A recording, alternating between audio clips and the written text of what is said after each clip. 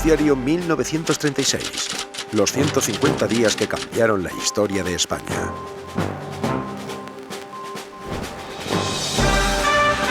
Noticiario independiente de la tarde. Desde nuestros estudios de la calle Antonio Maura de Madrid.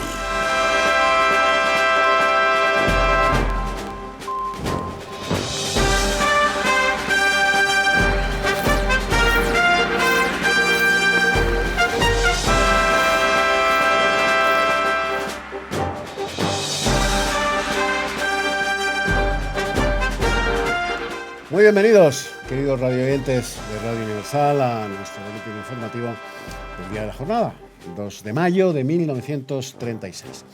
Comenzamos, como es habitual, por nuestra línea editorial. Dos noticias llaman hoy la atención en la actualidad española. Azaña parece llamado a ser el futuro presidente de la República tras la expulsión de don Niceto Alcalá Zamora y la separación del servicio de un gran número de jefes y oficiales del ejército por su escasa sintonía con el nuevo gobierno frente populista. Queda ya claro que el asalto al poder que comenzó con las irregularidades de las elecciones de febrero de este año, de 1936, avanza un paso más con estas dos medidas, aunque es necesario decir que mejor Azaña en la máxima magistratura de la nación que algunos de sus compañeros frente populistas salidos de las filas del Partido Socialista.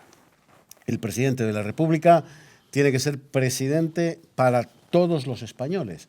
Y don Manuel Azaña ya dejó claro en 1931, ya dejó clara su idea de que la nueva República tenía que serlo solo para los republicanos. Y vamos con una primera noticia publicitaria en Radio Universal antes de iniciar el relato de la actualidad nacional. ¿Sufre usted hernias? Antes de comprar nada, examine todo lo que se anuncia y al visitarnos podrá compararlo con el inimitable supercompresor Hernios automático, el más perfecto y científico que existe, sin tirantes de clase alguna, que construido ex profeso para usted, sirve para dominar y reducir totalmente su dolencia. Gabinete Ortopédico Hernios, Barcelona. Abrimos la página de información nacional en Radio Universal. La minoría parlamentaria de Izquierda Republicana aprobó por aclamación la designación del señor Manuel Azaña para la presidencia de la Segunda República Española.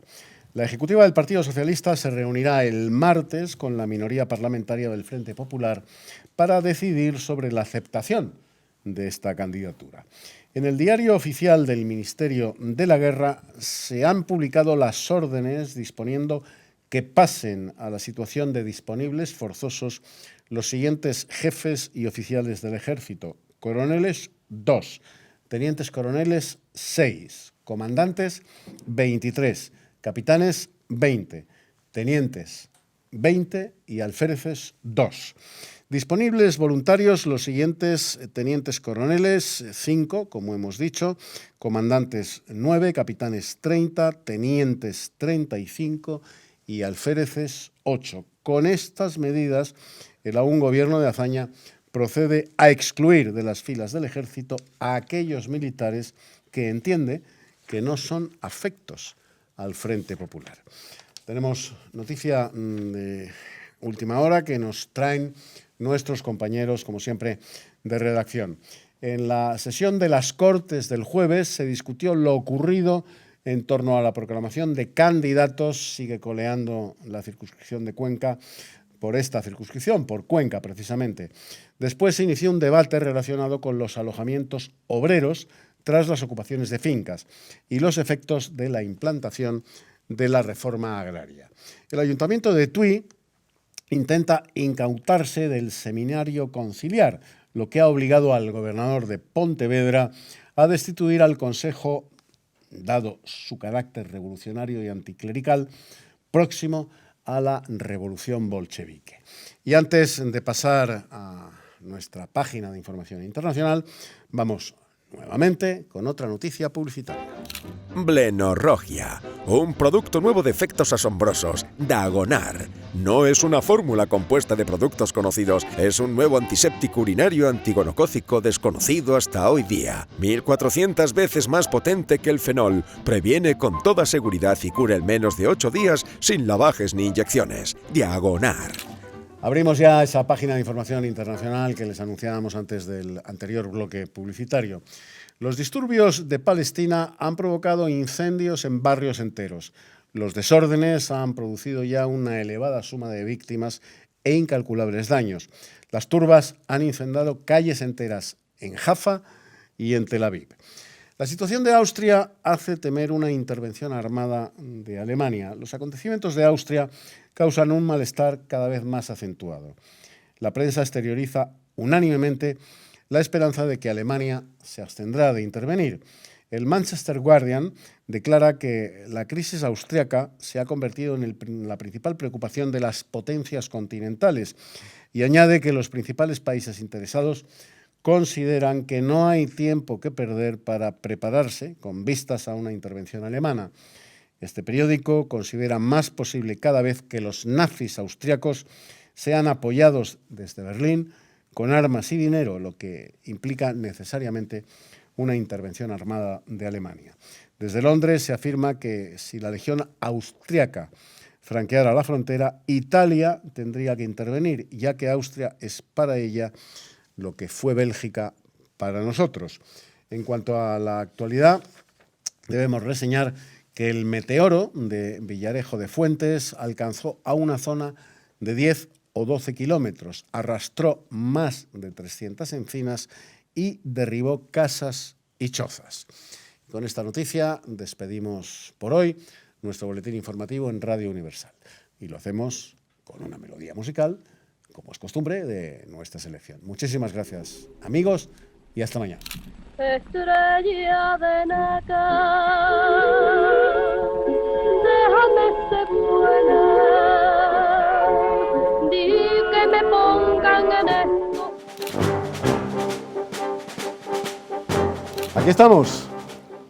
Hemos venido directamente atravesando la dimensión tiempo desde el 2 de mayo de 1936 al 2 de mayo de 2019. Y vuelve, nunca serás tan bien recibido como en esta casa, querido Luis, a estar con todos ustedes. Luis Togores, profesor, historiador y escritor, que nos va a dar las claves de lo que sucedió aquel 2 de mayo de 1936, hoy 2 de mayo de 2019. ¿Por qué, Luis, se fuerza el gobierno de la República, fuerza el pase de militares a la situación de disponibles forzosos?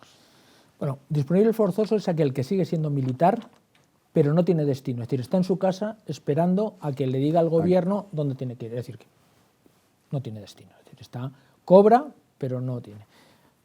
Recordemos que cuando entra la República, en abril del 31, una de las cosas es que empiezan las leyes de hazaña precisamente para sacar gente del ejército.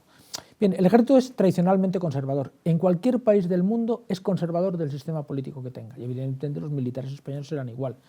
Cuando ahora en el 36 llega el Frente Popular, lo que se está haciendo es a militares que en un alto porcentaje, sobre todo no solo generales, sino comandantes, tenientes, capitanes, se les está quitando de destinos que pueden ser, vamos a llamarle peligrosos, porque tienen fuerzas armadas, tienen unidades, tienen mando de tropa, y entonces lo que se le envía a esa casa, porque en ese nuevo, digamos, espíritu revolucionario que tiene el Frente Popular, pues lo que se está es apartando a los más famosos, pues se les envía fuera, porque no se les puede dejar sin destino, como a Franco a Canarias, claro, o a Godez a Mallorca, y a otros sencillamente se les deja sin destino, sencillamente en su casa.